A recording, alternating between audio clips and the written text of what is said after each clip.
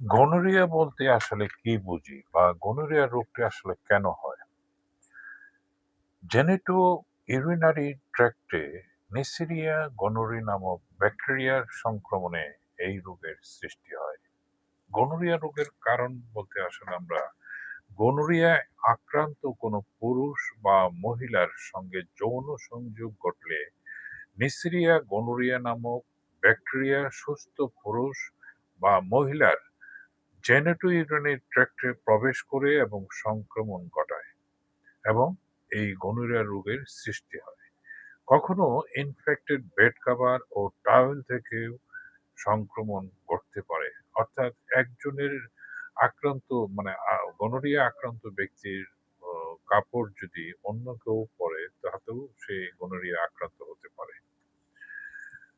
যার জন্য আমরা গনোরিয়া যাতে আক্রান্ত না হই সেই ব্যাপারে আমাদের অবশ্যই সতর্ক